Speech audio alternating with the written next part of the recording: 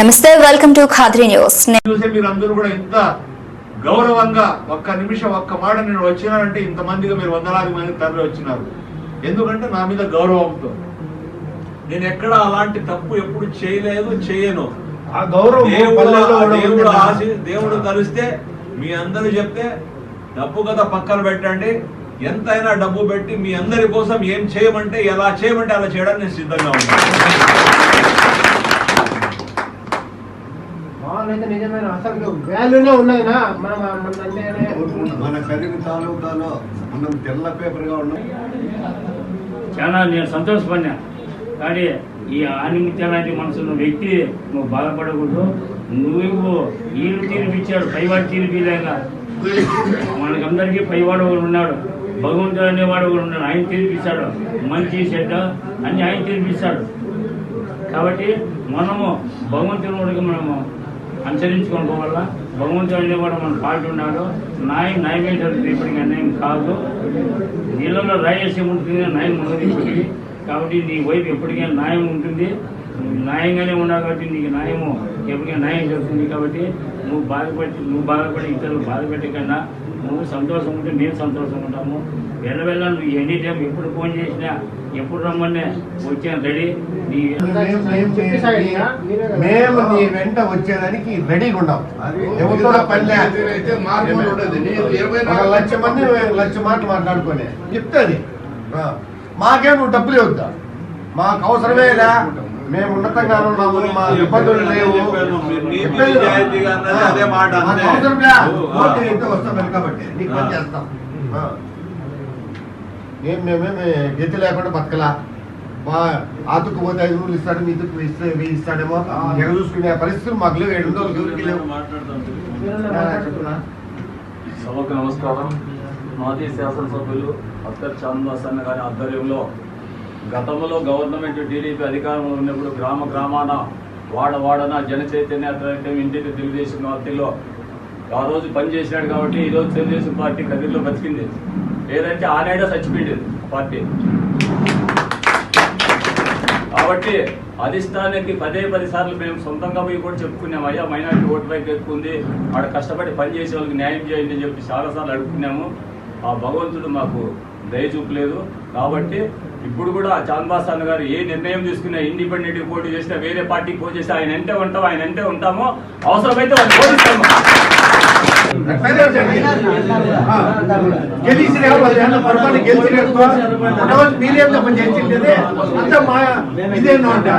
ఓడిపోతే మాత్రము 100% కష్టపడి చేసినా కూడా వాళ్ళు గెలిచిన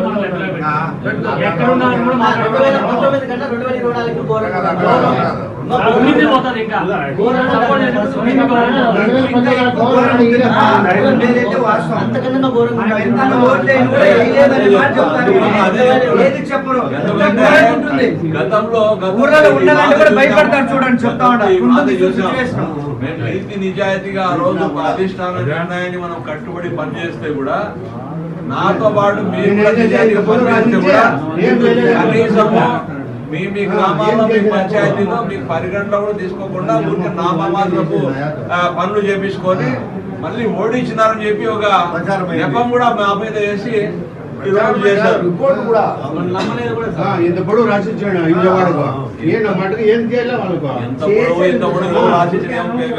చేసుకుంటేది ఏం లేదు. ఆడ ఎవరి మీద దయా దాక్షిణ మీద బతకలే, లేదా అవినీతి చేసి అవినీతిలో సంపాదించి మేమేదో అది లేకపోతే మేము బతకలేమన్నట్టు మేము ఆడ బతకలే. నీతి నిజాయితీగా మీరు పనిచేస్తారు.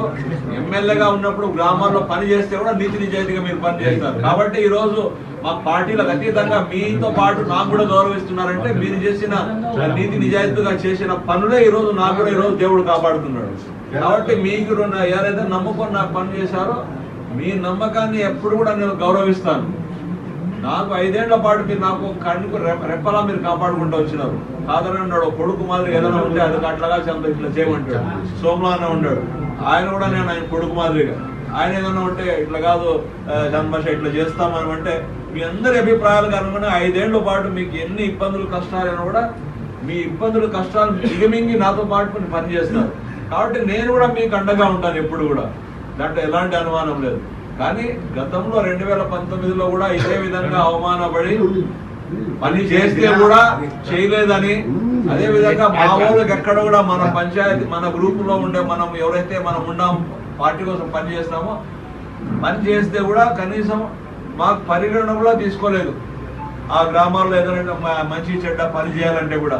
కాబట్టి అలాంటి అవమానము ఇప్పుడు జరగకూడదు అంటే ఏ నిర్ణయం తీసుకోవాలో 4-5 రోజుల పాటు మన ఆలోచన చేసి మీ అందరి నిర్ణయానికి కట్టుబడి మీరు ఏ నిర్ణయం తీసుకోమంటే ఎలా పోదామంటే డబ్బు ప్రధాన అంశం కాదు, దేవుడు నాకు దండికి ఇచ్చాడు. నాయకుని పోగొట్టుకుంటే కదిరి నియోజకవర్గం నాశనం వెళ్ళిపోతుంది.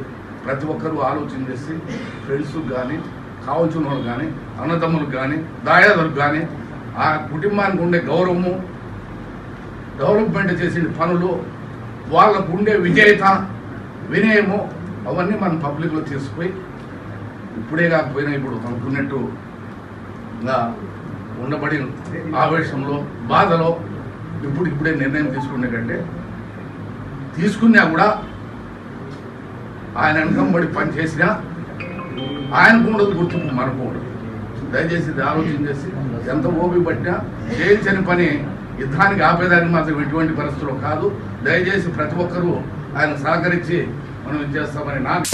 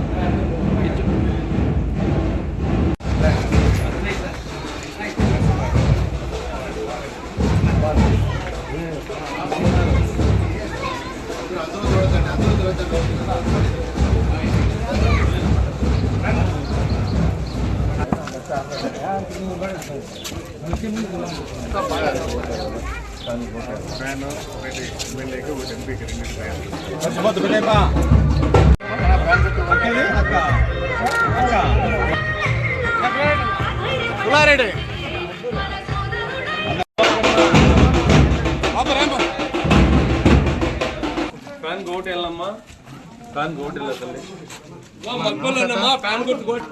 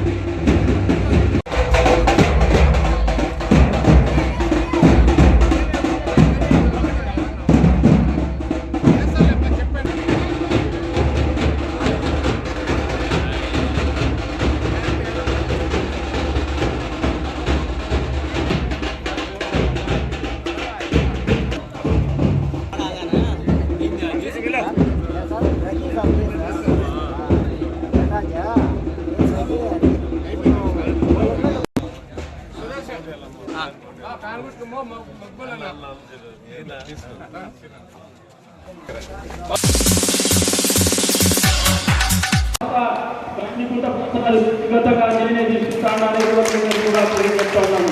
ఈ మాట ఎందుకు చెప్తున్నానంటే తలుపుల మండలంలో మనకు ఇబ్బందికరమైనటువంటి పరిస్థితిలో ఉన్నప్పుడు మనం అమృత రోజు 1 గంట 2 గంటలు ఎలక్షన్ చేయండి, ప్రచారం చేయండి, ఓటర్లను కలవండి.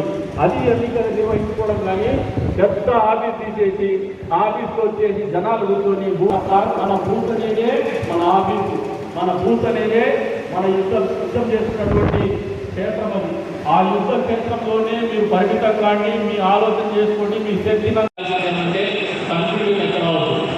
ప్రతిసారి మనం ఎన్నికలు నిర్వహించినప్పుడు ఈ మూలంగా 4 గంటలుగా ట్రైన్ పెట్టుకున్నారు, లేట్ అయింది అనే ఆలోచనలో మనం రాజకీయాలు చేస్తాం.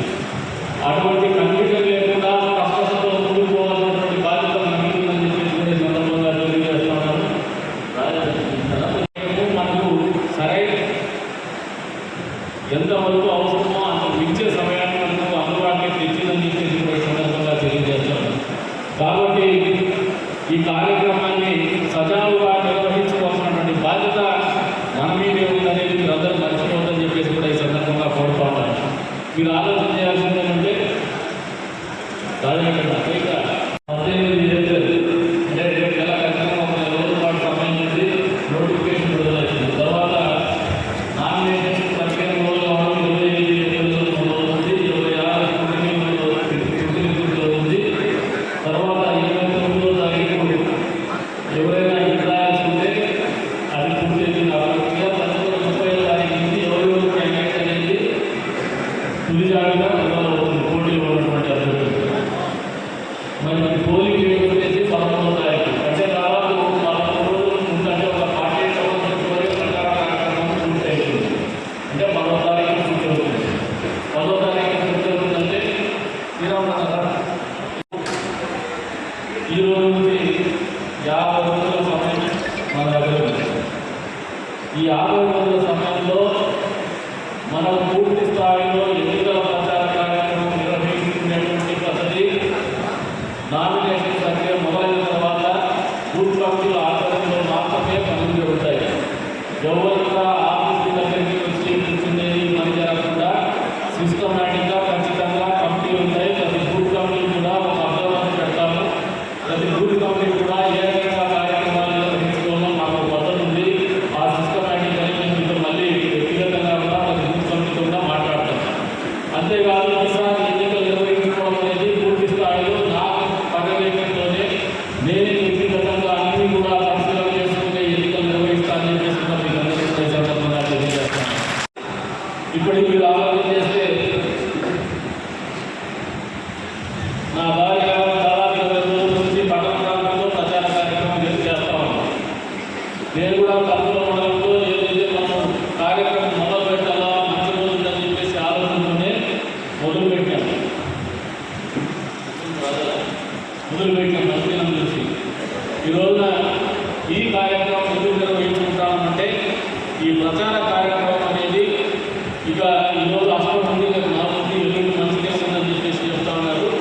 పూర్తి స్థాయిలో ప్రచార కార్యక్రమం అనేది మండలాల వారీగా నిర్వహించుకునేటువంటి ఒక షెడ్యూల్ తయారు చేస్తున్నామని చెప్పేసి మీ అందరినీ కూడా ఇక్కడ పిలవడం జరిగింది. మీరందరూ కూడా మండల పార్టీ కలిగినప్పుడు ఇంపార్టెంట్ సంతా కూర్చొని నా ఆలోచన అంటే 3 రోజుల పాటు షెడ్యూల్ వదిలేస్తాం. ఈ రోజు నుంచి అంటే శనివారం మొదలు పెడితే వచ్చే శనివారం వరకు ఈ రోజునే ఎక్కడ తిరగాలా ఏ గ్రామాల్లో తిరగాలా అనేది ఒక షెడ్యూల్ తయారు చేస్తున్నాం.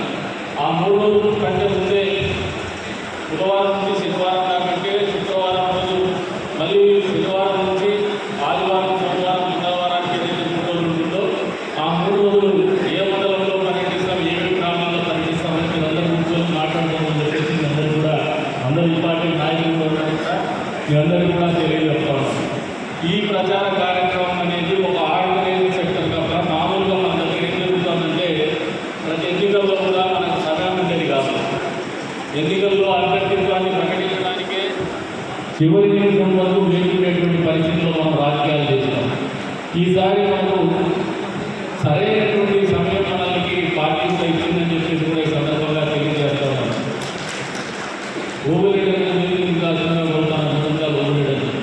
వాళ్ళ కార్యకర్తల మనోవిశ్వాసం నెరవేరాలంటే ఖచ్చితంగా ఈ ఎన్నికల్లో గెలవాలా చెప్పేసి కూడా కోరుకుంటూ మరొకసారి పిలవగానే మీరందరూ వచ్చి యుద్ధరుకులైనామని చెప్పేసి ప్రకటించినందుకు గాను ప్రతి ఒక్కరికి కూడా పేరు పేరున ధన్యవాదాలు తెలుపుకుంటూ సెలవు తీసుకుంటున్నాను. జై హింద్, జై తెలుగుదేశం, జై చంద్రబాబు.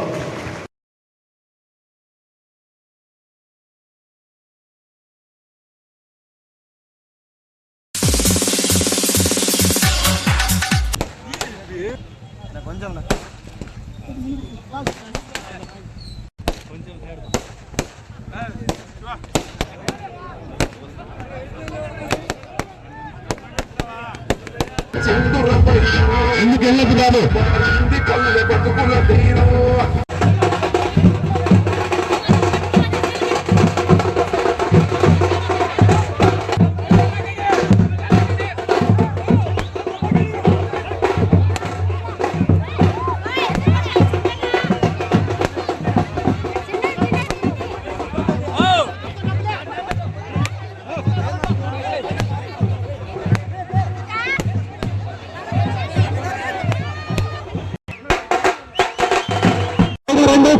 అలా మగ్గులన్నీ బండికి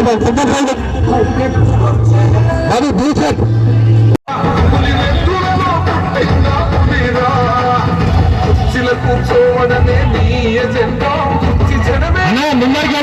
ముందరికి వెళ్ళొద్దు దయచేసి.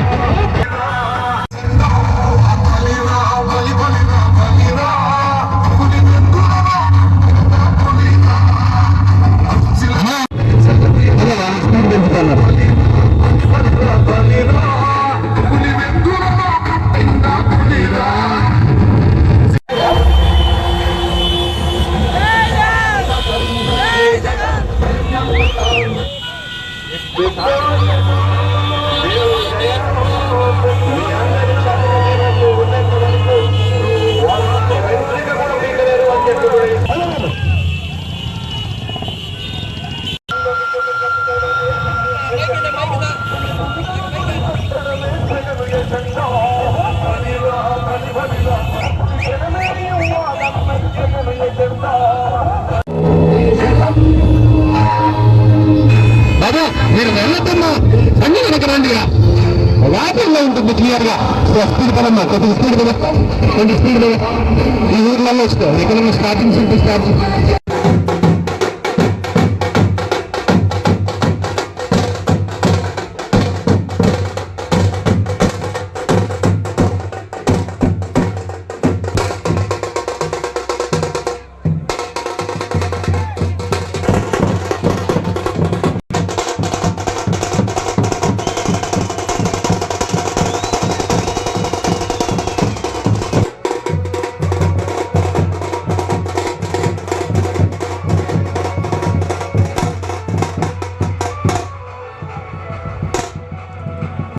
మళ్ళీ పెన్షన్ కావాలంటే, మళ్ళీ అమ్మఒడి కావాలంటే జగనన్న కావాలంటే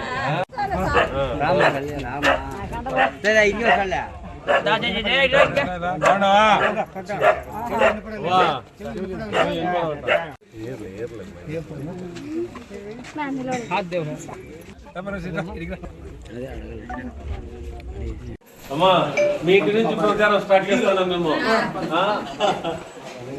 అమ్మా మీ ఇంటి నుంచి ప్రచారం స్టార్ట్ చేస్తున్నాం. ఇక్కడ నుంచి మెజార్టీ రావాలా.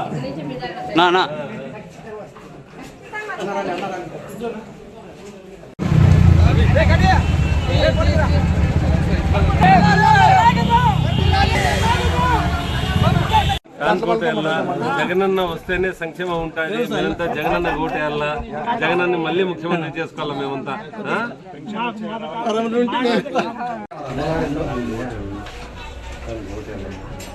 ఎండలు వచ్చినమ్మా మీ గడపతో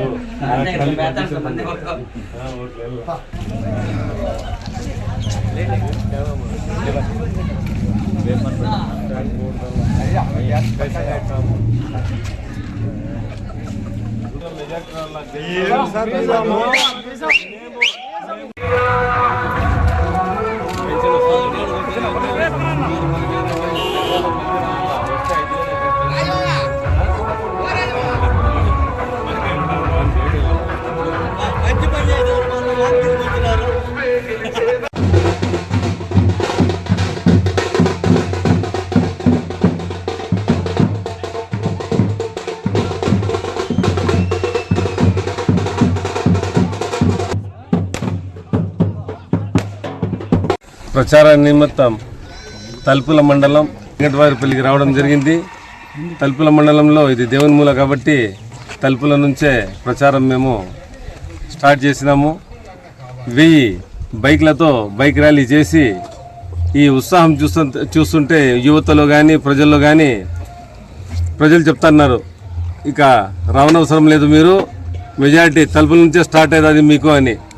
దీంతోనే మాకు తెలిసిపోయింది తలుపుల మండలంలో ఈ గ్రామాల్లో జగనన్న ప్రభావం ఎంత ఉందనేది ప్రతి ఒక్కరూ చెప్తున్నారు. జగనన్న చేసిన సంక్షేమం, అది పెన్షన్ కానీ అమ్మఒడి కానీ ఇంకా ఎన్నో ఉన్నాయి. నాడు నేడులో పిల్లలకు ఏ కాలంలో మేము పిల్లలకు యూనిఫామ్ చూడలేదు, ఒక కార్పొరేట్ స్కూళ్ళలో తప్పితే. జగనన్న వచ్చిన తర్వాత సొంతంగా ఆయన చూసి యూనిఫామ్ ఎలా ఉండాలి, వాళ్ళకి వారం రోజుల పాటు టిఫిన్ భోజనం ఎలా పెట్టాలనేది సొంతంగా మెనూ తయారు చేసిన ఘనత ఈ దేశంలో ఒక మన ముఖ్యమంత్రి జగనన్నకే చెల్లుతుందని నేను గర్వంగా చెప్పుకుంటున్నాను.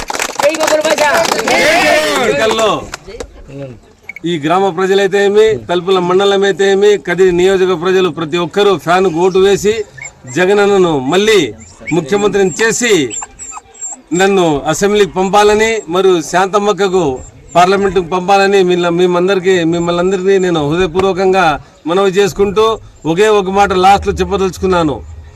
ఈ రాష్ట్రం దుష్టులతో కాపాడుకోవాలంటే మేమంతా, ఎందుకంటే జెండాలు కలిసి వస్తున్నాయి, జగనన్న ఒక్కడే వస్తున్నాడు. ఎందుకంటే జగనన్నది ఒకే ధ్యేయం, ఈ మన రాష్ట్ర ప్రజలు ప్రతి ఒక్కరూ బాగుండాలని తపన పడే మా జగనన్నను మీరందరూ ఆశీర్వదించాలని మరియు నన్ను ఆశీర్వదించాలని మిమ్మల్ని కోరుకుంటూ సెలవు తీసుకుంటున్నాను. జై జగన్.